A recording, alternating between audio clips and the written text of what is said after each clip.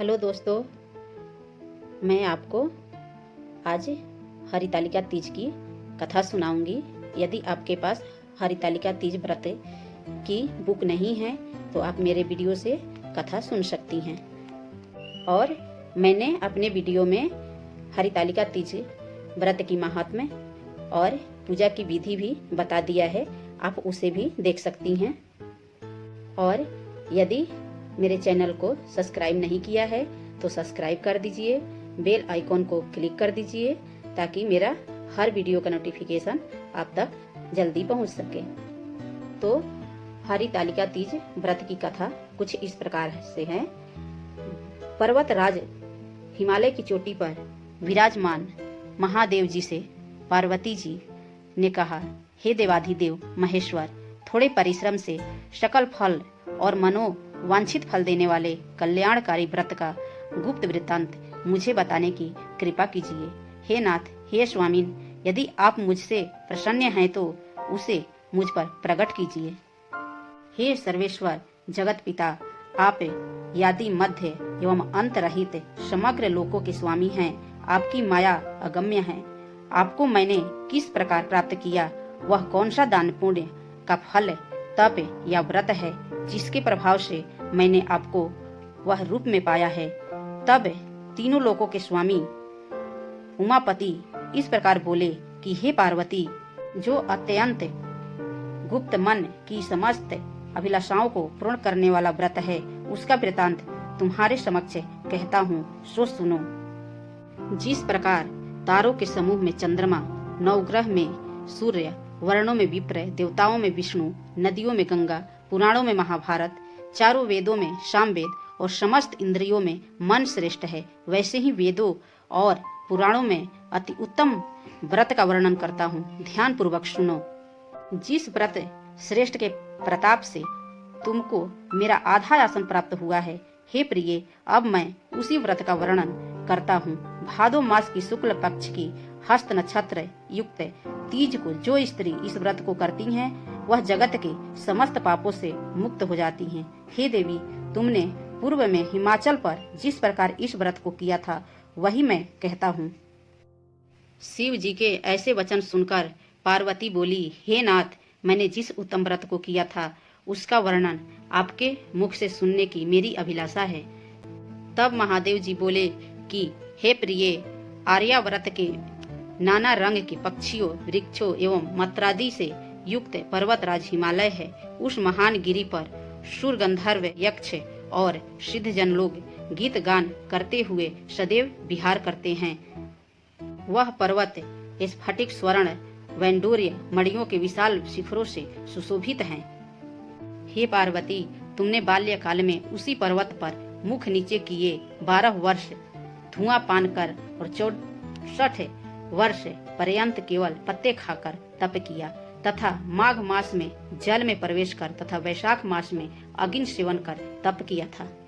श्रावण मास में आकाश के तले खुले में जल अन्न त्याग कर तपस्या करती रही। तुम्हारा कठिन तप तथा कष्ट देखकर तुम्हारे पिता अत्यंत चिंतित हुए। सोचने लगे, मैं यह कन्या किसको दूं?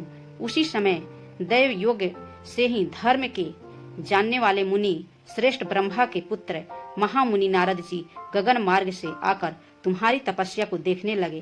तुम्हारे पिता हिमाचल ने आसन दे भली भांति सम्मान कर बैठाया और बोले, हे महामुनि, आपने किस हेतु यहाँ तक आने का कष्ट किया? यह मेरा सौभाग्य है कि आप यहाँ पधारे। हे मुनिवर, मेरे योग्य जो सेवा हो कहिए। नारद जी बोले, हे शैलराज, यह कन्या रत्न है, इसे किसी उत्तम पुरुष को देना। हमको सुरश्रेष्ठ भगवान विष्णु ने भेजा है। मेरी संपत्ति में तो वासुदेव के समान महादेव, ब्रह्मा, इंद्र आदि कोई भी देवता नहीं है, इसलिए यह कन्या आप विष्णु को ही देवें। तब तुम्हारे पिता हिमाचल कहने लगे, यदि भगवान वासुदेव स्वयं मेरी कन्या को वरण करना चाहते हैं और इसी हेतु आपका भी आगमन हुआ है, तो यह मेरे लिए गर्व की बात है। मैं कन्या उन्हीं को दूंगा। तुम्हारे हिमाचल के वचन सुन नारद अंतर्ध्यान हो गए।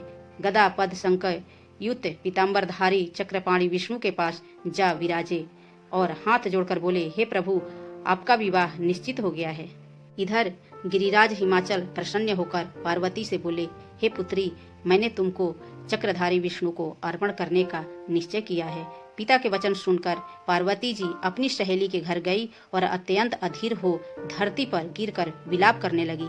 उनको दुखी देखकर सखी बोली, हे देवी, यह कौन सा कारण है जिससे तुम इस प्रकार विलाप करती हो? अपना दुख मुझे बताओ, मैं तुम्हारी अभिलाषा अवश्य पूर्ण करूंगी। तब पार्वती जी बोली, हे सखी सुनो, मैं तुम्हें अपनी इच्छा अभिलाषा सुनाती हूँ। मैं देवाधिपति महादेव जी को वरण करना चाहती हूँ, किंतु मेरे पिता ने निश्चय बदल दिया है, अतः मैं अपना शरीर त्याग करूंगी। पार्वती जी के मार्मिक वचन सुनकर सखी बोली, तुम ऐसे घनघोर वन के बीच जाकर रहो जिसको तुम्हारे पिता न जानते हो।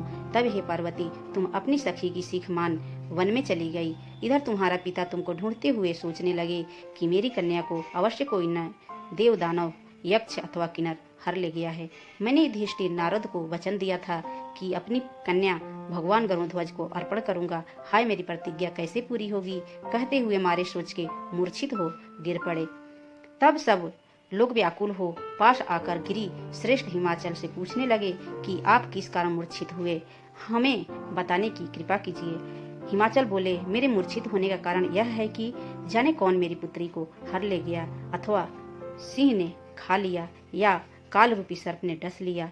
या यह कहते हुए हिमाचल जैसे आंधी के वेग से वृक्ष कांपते हैं उसी प्रकार कांपने लगे। तत्पश्चात हे पार्वती, तुम्हारे पिता तुम्हारी सखियों सहित वन में ढूंढने चले गए। सिंह, व्याध तथा वृक्षों से युक्त वह वन अत्यंत भयानक प्रतीत होता था और तुम भी सखी सहित घूमती वन में नदी के तट एक गुफा में जा पहुंची। गुफा में पहुंच अन्य जल त्याग बालू से मूर्ति शिवलिंग बनाया स्थापित किया और भादो मास शुक्ल पक्ष हस्त एक तृतीया को मेरा विधिवत पूजन कर रात्रि जागरण किया। तब व्रत के प्रभाव से मेरा आसन डोल उठा और मैं जहाँ तुम सखियों समेत पूजा कर रही थी वहीं जा खड़ा हुआ और तुमसे बोला, हे देवी, मैं तुमसे प्रसन्न हूँ, तुम जो इच्छा हो वर मांगो। तब पार्वती बोली, हे देव, यदि आप प्रसन्न हैं तो मुझे अर्धांगिनी पत्नी के रूप में ग्रहण करें। तब मैंने महादेव ऐसे ही होगा कहकर कैलाश चला गया। उसके पश्चात तुमने प्रातः नदी में मूर्ति विसर्जन कर हे शुभे सखी सहित तुमने व्रत पारण किया। उसी समय ढूंढते हुए तुम्हारे पिता भी वहां आ पहुँचे और चारों ओर देख मूर्छित होकर गिर पड़े। चैतन्य होने पर उसी वन में सरिता के तट पर उन्होंने 2 सोती हुई कन्याओं को देखा। तुमको देख हृदय से लगा, रोते हुए बोले, बेटी, सिंह आदि हिंसक जानवरों से युक्त इस भयानक वन में तुम क्यों आई? तब पार्वती तुम बोली, हे पिताजी, मैं पहले ही अपना तन मन शंकर जी को अर्पण कर चुकी थी और आपने मेरे विपरीत कार्य विष्णु को मुझे देने का निश्चय किया, अतः मैं वन में चली आई। पार्वती तुम्हारी बात सुन हिमाचल बोले, हे बेटी, मैं तुम्हारी इच्छा के विपरीत कोई कार्य न करूँगा कहकर तुम्हें घर ले गए तथा हमारे साथ तुम्हारा विवाह कर दिया। हे प्रिय, उस व्रत के प्रभाव से ही तुम मेरी अर्धांगिनी बनी और मेरा अर्ध आसन प्राप्त हुआ। इस व्रत श्रेष्ठ का मैंने किसी के सम्मुख वर्णन नहीं किया। हे देवी, इस व्रत का नाम व्रतराज क्यों है सो कहता हूँ, सुनो। तुम्हारी सखियां तुमको हर ले गई थी, अतः इसका नाम हरितालिका पड़ा। तब पार्वती जी बोली, हे देव, इस व्रत का नाम तो आपने बता दिया, अब इस व्रत का फल और विधान भी बताइए कि इसके करने से किस फल की प्राप्ति होती है तथा यह व्रत किसको करना चाहिए। तब शंकर जी बोले, हे देवी, हम व्रत का विधान कहते हैं सो सुनो। स्त्रियों के लिए यह उत्तम परम कल्याणकारी है। सौभाग्य को अमर रखने वाली स्त्रियां विधि पूर्वक व्रत करें। प्रथम केले के खंभों से मंडप बना, ऊपर कला युक्त रेशमी वस्त्रों की चांदनी तान बंदर बांध मनोयोग्य पूर्वक सजावें। चंदन आदि द्रव्यों से मंडल साज स्त्रियां शंख मेरी मृदंग बजाती हुई मंगल गीत गान करती हुई पार्वती मेरी स्वर्ण प्रतिमा स्थापित करे। विभिन्न प्रकार के पुष्पों, धूप, दीप, नैवेद्य आदि से मेरा पूजन कर भोग लगा निर्जल व्रत रहे तथा रात्रि में जागरण करे। नारियल, सुपारी, नींबू, नारंगी, लौंग आदि ऋतु फलों से पूजन करें। मंत्रों के द्वारा मंत्रोच्चारण करता हुआ मेरा पूजन करें। पश्चात शिवाय से लेकर उमया स अंतम के मंत्रों से प्रार्थना करें। हे कल्याणकारी शिव, कल्याणी माता पार्वती, हे शिवे तुम्हें नमस्कार है। हे ब्रह्मा रूपिणी संसार का पालन करने वाली माता, आपको नमस्कार है। हे माँ सिंहवाहिनी, समस्त संसारिक भयादि से मेरी रक्षा करो। हे महेश्वरी, हमने इसी अभिलाषा से आपका पूजन किया है। हे माता पार्वती, मुझ पर प्रसन्न होकर राज्य एवं सौभाग्य हमें प्रदान कीजिए। इस प्रकार के मंत्रों द्वारा उमा सहित मेरा पूजन करें तथा कथा सुनकर गौ, वस्त्र, आभूषण एवं अन्य ब्राह्मण को दान दें।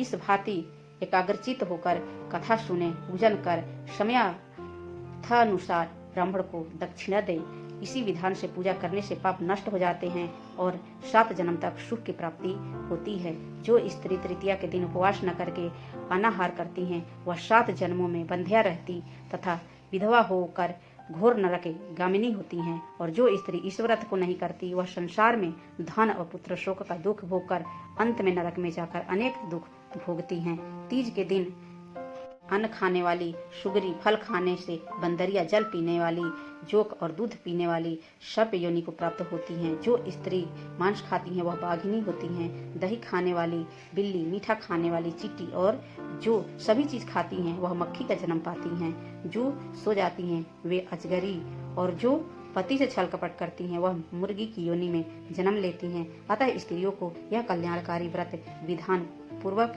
ही करना चाहिए। व्रत करने वाली स्त्री को दूसरे दिन पारण करने के बाद चांदी, सोना, तांबा, अनादि सहित बांस की टोकरी में घर धर कर ब्राह्मण को दान अवश्य करना चाहिए।